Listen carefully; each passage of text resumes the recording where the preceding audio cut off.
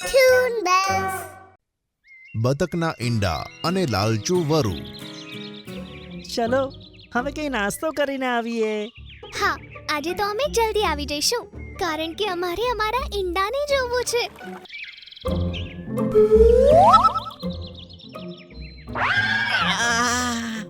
આટલું ભારે અને કડક ઈંડું, મારા તો દાંત હલી જ ગયા.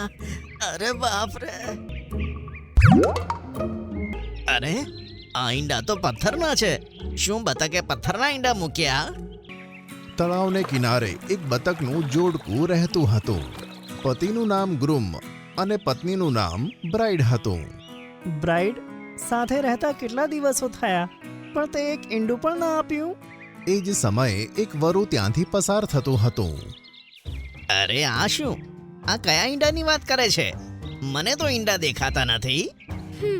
મને લાગે છે કે આપણે ગુફાવાળા બાબાને મળવું જોઈએ. મેં તેમનું ખૂબ નામ સાંભળ્યું છે. ગુફાવાળા બાબા?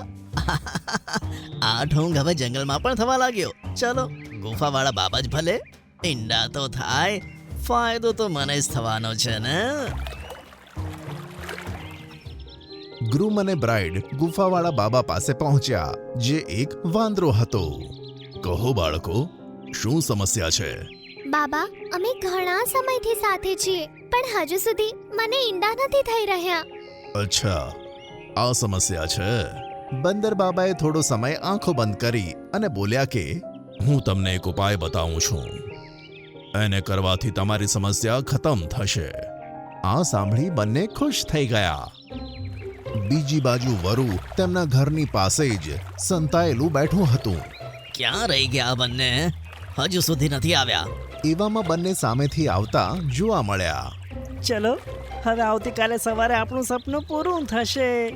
એમ કહી બંને જણા તેમના ઘરમાં ગયા. કાલે સવારે? અરે વાહ, ગુફાવાળા બાબા બહુ પહોંચેલા લાગે છે. ઈંડાના સપના જોતા જોતા વરુ સૂઈ ગયું. સવારે જ્યારે તે જાગ્યો ત્યારે તે મોઢેથી કંઈક બોલ્યો. ચલો હવે જોઈએ કંઈ થયું કે નહીં. તે બતકોના ઘરની પાસે સંતાઈ ગયો. થોડી વાર પછી જ્યારે તેઓ નીકળ્યા, ચલો હવે કઈ નાસ્તો કરીને આવીએ. હા, આજે તો અમે જલ્દી આવી જઈશું કારણ કે અમારે અમારા ઈંડાને જોવું છે. આમ કહી બંને તળાવમાં જતા રહ્યા. તેમની વાત સાંભળી વરુ તો ખુશ થઈને તેમના ઘરમાં ગયો. અરે વાહ, 2 ઈંડા! ગુફાવાળા બાબા તો ખરેખર પહોંચેલા છે. આમ કહીને ઝટથી એક ઈંડું તેણે તેના મોઢામાં દબાવ્યું. આટલું ભારે અને કડક ઈંડું, મારા તો દાંત હલી જ ગયા. અરે બાપ રે! તે ઈંડું તેણે બહાર નાખ્યું અને બીજું ઈંડું જ્યારે તેણે ચેક કર્યું તો તે ચોંકી ગયો.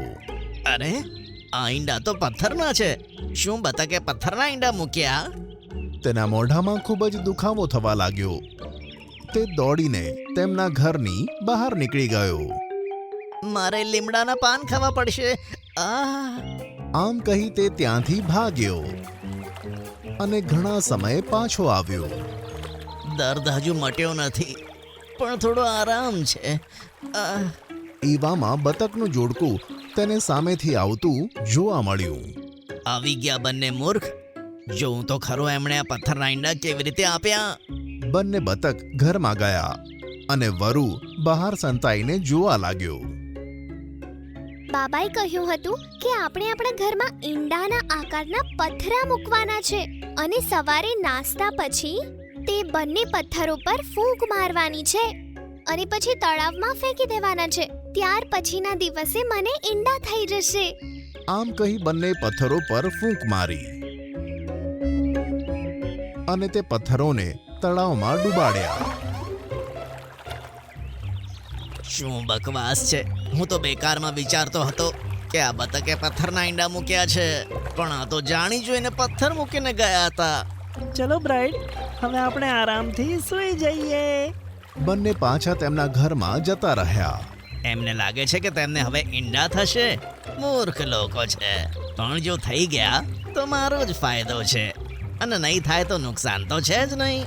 આમ કહી વરુ તેની ગુફામાં જઈને સૂઈ ગયો. સવાર પડતા બ્રાઇડ અને ગ્રૂમ ઘરની બહાર નીકળ્યા. આ શું, મને તો આજે પણ કોઈ ઈંડું નથી થયું. મને લાગે છે આપણે બાબાને ફરીથી વાત કરવી જોઈએ. મૂર્ખો ફરીથી મૂર્ખ બનવા જઈ રહ્યા છે. બંને પાછા બંદર બાબાની પાસે પહોંચ્યા. બોલો બાળકો, કેમ છો? બાબા, તમારા ઉપાયથી મને કોઈ ઈંડા નથી થયા, કોઈ લાભ નથી થયો. શું થયું? કોઈ ઈંડું ના મૂક્યું? લાગે છે કંઈક ભૂલ તો થઈ છે. ના તો અમારાથી કોઈ ભૂલ નથી થઈ. જેવું તમે કહ્યું હતું તેવું જ અમે કર્યું છે. લાગે છે ઘરમાં ઈંડું ના પેદા થવા વાળું ભૂત છે. ભૂત? ખબર નહીં એ બાબા એમને શું ભણાવીને મોકલશે. કંઈક તો થાય જેથી ઈંડા પેદા થાય, જેથી હું તમને ખાઈ શકું. થોડી વારમાં ગ્રૂમ અને બ્રાઇડ તેમના ઘરમાં પાછા આવ્યા. ચાલો, લાગે છે આજે આપણી મુશ્કેલી દૂર થઈ જ જશે. બંને ઘરમાં જતા રહ્યા. કાશ થઈ જાય અને મને ઈંડું ખાવાનું સૌભાગ્ય પ્રાપ્ત થાય. સવારે બંને ફરીથી ઘરની બહાર નીકળ્યા. અરે વાહ, આજે તો આપણી ઈચ્છા પૂરી થઈ જ ગઈ સમજો. ચલો ચલો જલ્દીથી આગળનો ઉપાય કરીએ. અરે વાહ, લાગે છે આજે તો ઈંડા આપી જ દીધા છે. બંને તળાવમાં ગયા અને વરુ તેમના ઘરમાં આવે છે. અરે વાહ, આજે તો જરૂર ઈંડા જ લાગે છે. વરુ ઈંડાની પાસે પહોંચે છે. એવામાં તેને ગરમી મહેસૂસ થાય છે. આ કેવી ગરમી લાગે છે. આ શું આગ? ગ્રૂમ અને બ્રાઇડ બહાર ઊભા હતા. બાબાએ કહ્યું હતું કે ઘરની અંદર ઈંડાના સાઈઝના પથરા મૂકીને તેની ચારે બાજુ આગ લગાવી દો તો તે ભૂત નીકળીને ભાગી જશે, જે આપણા ઈંડા નથી થવા દઈ રહ્યું. આ વાત વરુએ સાંભળી. શું આ લોકો તો મને મારીને જ છોડશે. થોડી વાર તે અંદર રહ્યો, પછી ચીઝ પાડીને બહાર નીકળ્યો. અરે, આ કોણ ભાગ્યું? લાગે છે બાબાનો ઉપાય કામ કરી ગયો. આપણા ઘરમાં જે ભૂત હતું તે ભાગી ગયું છે. બંને ઘણા ખુશ થયા. બીજી બાજુ વરુ તળાવે પહોંચ્યો અને સીધો પાણીમાં કૂદકો માર્યો. હવે રાહત મળી. બંને જણાએ તો આજે મને મારવાનો પ્લાન કર્યો હતો. બીજી બાજુ ગ્રૂમ અને બ્રાઇડ બંદર બાબા પાસે પહોંચ્યા. ગુફાવાળા બાબાની જય હો. કેમ છો બાળકો? બહુ ખુશ દેખાવ છો.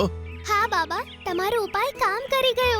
તમે અમને કહ્યું હતું ને કે અમારા ઘરમાં એક ભૂત છે અને તેના કારણે જ મને ઈંડા નથી થઈ રહ્યા. હા, કીધું તું. તે ભૂત તમારા બતાવેલા ઉપાયથી અમારા ઘરમાંથી નીકળીને ભાગી ગયો બાબા. શું ભૂત ભાગી ગયું? તમે એને ભાગતા જોયું? હા બાબા, ચીસો પાડતો પાડતો ભાગ્યો. ચલો, પછી તો સારું થયું. મને લાગે છે તમને ઈંડા થઈ જશે. ધન્યવાદ બાબા. બંને બાબાના આશીર્વાદ લઈ ત્યાંથી જતા રહ્યા. મેં તો એમને મૂર્ખ બનાવ્યા હતા, પછી કયું ભૂત નીકળી ગયું? ગ્રૂમ અને બ્રાઇડ તેમના ઘરે પહોંચ્યા અને બીજી સવારે તેણે ઈંડા મૂક્યા. અરે વાહ, આપણા ઈંડા! હવે આખરે આપણે મા-બાપ બની જ જઈશું. થોડે દૂર વરુ બેઠો હતો. થઈ ગયા ફરીથી પાગલ. આજે પણ એમણે હંમેશાની જેમ પથ્થર જ મૂક્યા હશે અને આજે મારું કંઈ ને કંઈ નુકસાન કરાવી દેશે. ના, આજે નહીં ફસાવું. હા, આ વખતે જ્યારે બતકે સાચે જ ઈંડા આપ્યા તો વરુએ ના ખાધા. થોડા દિવસો પછી બતકોનું જોડું જ્યારે પોતાના બચ્ચાઓ સાથે બહાર નીકળ્યું, અરે આ શું? વરુનું મોઢું ખુલ્લું રહી ગયું. જય હો ગુફાવાળા બાબાની. બંને ગુફાવાળા બાબાની જય જયકાર કરવા લાગ્યા. ઢોંગમાં જ ભલે. આજે તેમના બચ્ચા સુરક્ષિત હતા તો ગુફાવાળા બાબાના ઉપાયને કારણે જ.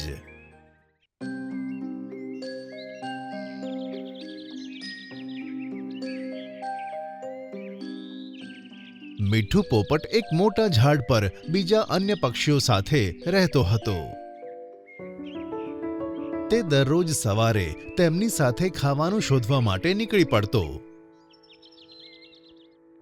અને સાંજ પડતા પાછો પોતાના માળામાં આવી જતો. મારે દરરોજ આમની સાથે જવું પડે છે અને તડકામાં ખાવાનું શોધવું પડે છે. એવું તો શું કરું કે મારે એમની સાથે જવું ના પડે અને મારી પાસે ખાવાનું પણ આવી જાય? તેણે વિચાર્યું કે આંધળા થવાનું નાટક કરીને તે મહેનત કરવાથી બચી જશે અને બેઠા બેઠા જ બૂમો પાડવા લાગ્યો. મને કશું દેખાતું નથી. કશું દેખાતું નથી. તેની બૂમો સાંભળીને બીજા બધા પક્ષીઓ તેની પાસે આવી ગયા. શું થયું તને?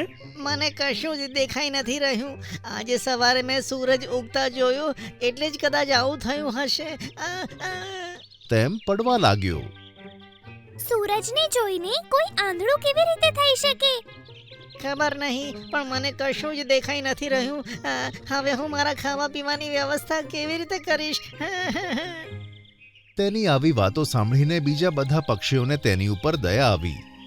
ત્યાં જ ટીનુ ચકલી બોલી, મીઠું, તો જરાય ચિંતા ના કરીશ. જ્યાં સુધી તારી આંખોનો પ્રકાશ પાછો ન આવે ત્યાં સુધી તારા ખાવા પીવાની સગવડ અમે કરી દઈશું. ના, મારે પણ તમારી જેમ મહેનત કરીને ખાવું છે. અમને ખબર છે કે તને મહેનત કરવી ગમે છે, તેથી જ્યાં સુધી અમે પાછા ન આવીએ ત્યાં સુધી તું માળામાં પડેલા ઈંડા અને બચ્ચાઓની સંભાળ રાખ. ત્યારે તો તને ખોટું નહીં લાગે ને? પણ આ તો આંધળો થઈ ગયો છે, તે આપણા માળાઓની રક્ષા કેવી રીતે કરશે? તેને બેઠેલો જોઈને બિલાડી આપણા માળા સુધી નહીં આવે, કારણ કે તેને નથી ખબર કે મીઠુંને દેખાવાનું બંધ થઈ ગયું છે. જો તમે તમારા માળાઓની રખેવાળીનું કામ કરવા મને આપશો તો હું કરીશ. આ બધી વાતો બિલાડી છુપાઈને સાંભળતી હતી. બધા જ પક્ષીઓ મીઠુંને સવારે ઝાડ પર છોડીને જતા રહે છે.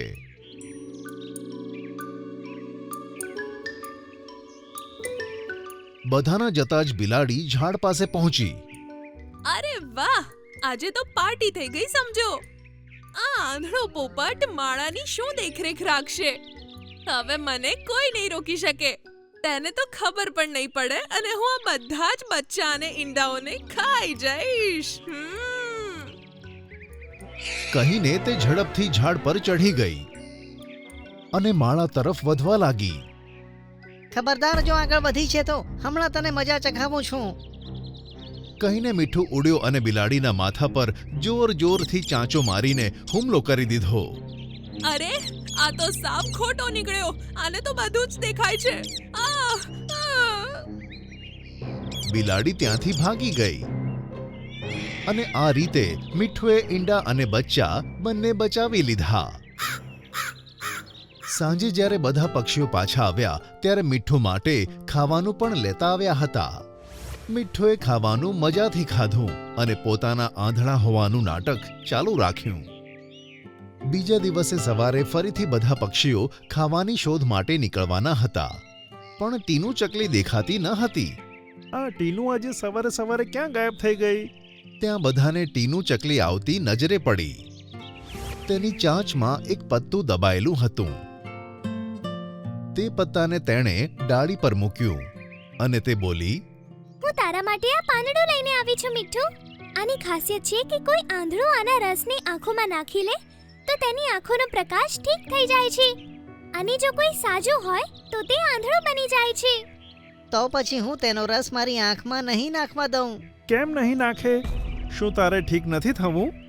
આ સાંભળીને મીઠું સમજી ગયો કે જો સાચું બોલશે તો તેની પોલ ખુલી જશે. સારું, નાખી દો. અને પછી ટીનુ ચકલીએ મીઠું પોપટની આંખમાં તે પત્તાનો રસ નાખ્યો. તેની આંખોમાં ખૂબ જ બળતરા થઈ. મારી આંખો બળી રહી છે. મારી આંખો બળી રહી છે. મને કશું જ દેખાઈ નથી રહ્યું. આ તું શું કહે છે? આંધળો તો તું ગઈકાલે જ થઈ ગયો હતો, તો ફરીથી કેવી રીતે થઈ શકે? મારો મતલબ છે મને હવે બધું દેખાય છે. હું હવે ઠીક થઈ ગયો છું. હું ખુશ છું કે તું ઠીક થઈ ગયો. હવે મીઠું ખરેખર આંધળો થઈ ગયો હતો, પણ તે કોઈને કશું જ કહી શકતો ન હતો. મીઠું, તું આજે જ ઠીક થયો છે. એક કામ કર, તું આજે પણ અમારા માળાની દેખરેખ રાખ. કાલથી અમારી સાથે આવજે. ફરીથી બધા તેને માળાની પાસે છોડીને ખાવાનું શોધવા માટે નીકળી પડ્યા. બિલાડીને ખબર પડી ગઈ હતી કે હવે તે ખરેખર આંધળો થઈ ગયો છે. તેણે ડાળી પર છલાંગ મારી અને ગુસ્સાથી બોલી, તે બહુ જ માર્યું તું ને મને. હવે જો હું તારી સાથે શું કરું છું. તેણે મીઠું ઉપર હુમલો કર્યો અને મીઠુંને ઘાયલ કરી દીધો અને પછી બધા ઈંડા અને બચ્ચાને ખાઈ ગઈ. મીઠું ઘાયલ હાલતમાં ડાળી પર જ પડી રહ્યો. સાંજે જ્યારે પક્ષીઓ પાછા પોતાના માળામાં આવ્યા ત્યારે ઈંડા અને બચ્ચાઓને ના જોતા બધા જ ચિંતામાં આવી ગયા. અમારા ઈંડા અને બચ્ચા ક્યાં છે મીઠું? બધાને બિલાડી ખાઈ ગઈ. પણ તું હતો તોય તેણે એવું કેમ કર્યું? તેને રોક્યું નહીં? હું તમને બધાને ખોટું બોલ્યો હતો કે હું આંધળો થઈ ગયો છું, જેથી મને વગર મહેનતે ખાવાનું મળી શકે. જ્યારે ટીનુ ચકલીએ મારી આંખમાં રસ નાખ્યો ત્યારે હું ખરેખર આંધળો થઈ ગયો. પણ તમે લોકો મારી ઉપર ગુસ્સો ના કરો, તેથી મેં કહી દીધું કે હું ઠીક થઈ ગયો છું. ખરેખર તો હવે મને કશું જ દેખાતું નથી, તેથી હું તમારા ઈંડા અને બચ્ચાને બચાવી ના શક્યો. મીઠું, ફક્ત તારા કારણે અમારા ઈંડા અને બચ્ચાને પેલી બિલાડી ખાઈ ગઈ. તને આની સજા મળશે. બધા પક્ષીઓએ તેને ખૂબ ચાંચો મારી અને પોતાનો બધો ગુસ્સો મીઠું ઉપર ઉતાર્યો. તેની પાંખો પણ હવે ઘાયલ થઈ ગઈ હતી. હવે તે ઝાડ પર રહેવાને લાયક પણ ન રહ્યો હતો. આખો દિવસ તે ઝાડની નીચે પડ્યો તડપતો રહ્યો. રાત્રે તેનો નાનો ભાઈ ટીટુ આવ્યો અને તેને આવી હાલતમાં જોઈને હેરાન થઈ ગયો. અરે મીઠું, આ તને શું થઈ ગયું? કોણે માર્યું તને? મારી આ હાલત પાછળ મારી આળસ જ છે. કહીને તેણે ટીટુને બધી જ વાત કહી. તે આ બિલકુલ સારું નથી કર્યું. તારે હમણાં જ બધા પક્ષીઓ પાસે જઈને માફી માંગવી પડશે. એ પહેલાં હું તને ઠીક કરી દઉં. ચાલ. એમ કહીને તે ત્યાંથી ઉડી ગયો અને થોડીવાર પછી તે જ પત્તું તેની પાસે લઈને આવ્યો. તે પત્તાનો રસ મીઠુંની આંખમાં ટપકાયો અને મીઠુંની આંખ ફરી હતી એવી સાજી થઈ ગઈ. ટીટુ, મને બધું દેખાય છે. હવે ઘરે ચાલ અને તે બધા પક્ષીઓ સામે માફી માંગ. તે બંને જણા પક્ષીઓ પાસે આવ્યા. તે બોલ્યો, વહાલા મિત્રો, તમારો ગુસ્સો એકદમ સાચો છે, પણ હવે મીઠુંને તેની સજા મળી ચૂકી છે. તમે બધા તેને એકવાર માફ કરી દો. હવે પછી તે આવી ભૂલ ક્યારેય નહીં કરે. અને પછી બધા પક્ષીઓએ મીઠુંને માફ કરી દીધો. અને તે દિવસ પછી મીઠુએ ક્યારે પણ આળસ નથી કરી અને જૂઠું નથી બોલ્યો.